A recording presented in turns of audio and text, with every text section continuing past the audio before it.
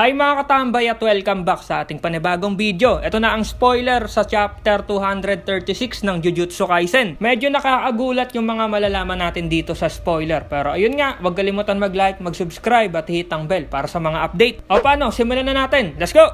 Matagal akong di nakapag-topic ng Jujutsu Kaisen at marami na nga ang nangyari sa anime na to. Ito na nga ang spoiler. Mag-uumpisa ang chapter dito nga sa memorya nila Geto at Gojo. Naglolokohan nga dito ang magkaibigan at may biglang nasabi si Gojo na lagi nga daw niyang sinasabi sa mga estudyante niya na kapag daw namatay ang mga ito ay mag-isa lang daw sila at sana yung iniisip nga daw ni Gojo na yon ay ilusyon lang. Sabi naman ni Geto ay sino naman daw ang may pake doon sa sinabi ni Gojo. Sabi naman ni Gojo mahalaga daw yon kasi nga tungkol daw yon sa tatay ni Gojo. At iniba na nga nila yung topic. Nagkwentuhan pa yung dalawa at natanong ni Geto kung gaano daw ba kalakas itong si Sukuna. Sabi naman ni Gojo na ang lakas nga daw talaga ni Sukuna at hindi nga daw nito binigay yung lahat ng lakas nito. Hindi din daw niya sure kung mananalo siya kahit nga daw wala pa kay Sukuna yung curse technique ni Megumi. Nagulat nga si Geto dito sa sinabi ni Gojo. Sabi pa ni Gojo na binigay nga daw niya lahat. Sinanay niya yung katawan niya. Nag-aral nga daw siya ng mga technique, yung mga inspirasyon na kailangan niya at binuhos nga daw niya lahat ng lakas niya. Gusto nga daw niyang patunayan yon kay Sukuna at ipakita na sana nga daw ay nakita yon ni Sukuna. Masaya nga daw yung laban at nagsusorry nga daw itong si Gojo kay Sukuna dahil hindi nito nilabas yung lahat ng lakas niya at kakayahan nga daw nitong si Sukuna. Laban nga dito kay Gojo. Sabi naman ni Geto ay naiinggit nga daw siya pero kung satisfied naman daw si Gojo ay okay na daw siya doon. Sabi naman ni Gojo ay mas okay daw kung andun si Geto para nga daw isa ito sa mga magmo-motivate kay Gojo. Andito din yung flashback ni Nanami at Gojo na nag-uusap nga yung dalawa. Napag-usapan nila dito yung pagbibigay kay Gojo ng lahat ng responsibilidad o trabaho nila. Dahil nga hindi naman na daw kinukonsidera ni Geto yung panata ng Jujutsu na to live and protect. Sabi naman ni Gojo na masaya nga daw siya na yung pumatay daw sa kanya ay hindi oras o sakit, kundi isang mas malakas sa kanya. Sabi naman ni Nanami ay parang sumasakit nga daw yung tenga niya kapag sinasabi ni Gojo yun. Dahil parang samurai general daw ito. Andito din si Haibara na nakikipagkulitan din sa mga ito. Sabi nga ni Nanami na hindi nga daw niya i-justify yung huling sandali ni Gojo. Pero naaawa nga daw siya dito. Tinanong naman ni Gojo si Nanami kung ano daw yung naramdaman niya nung last moment niya. Nakwento nga dito ni Nanami yung sinabi ni Meimei noon na kung gusto daw ni Nanami na matagpuan yung bagong sarili niya ay pumunta daw siya ng North. Pero kung gusto daw nito magstay kung sino siya ay pumunta daw siya ng South. At pinili nga ni Nanami yung South at hindi naman din daw masama yung huling sandali nitong si Nanami. At nagpasalamat nga ito kay Haibara. At dito na nga nagpaalam si Gojo kay Geto, Yaga, Nanami, Haibara at Kuroi. Etong mga scene dito ay malamang na memorya na to ni Gojo at patay na. Nakakalungkot. Balik tayo sa reality. Dito na nga pinaliwanag ni Sukuna yung adaptation ni Mahoraga. Na kapag nakaka-receive daw si Mahoraga ng atake ay paulit-ulit daw nitong ma-adapt yun. At habang maraming atake nga daw na nasasalo si Mahoraga ay mas bumibilis daw yung pag-adapt nito. Sabi pa ni Sukuna na itong si Mahoraga nga daw ay isang role model na kayang makalagpas sa Infinity ni Gojo. At si Mahoraga nga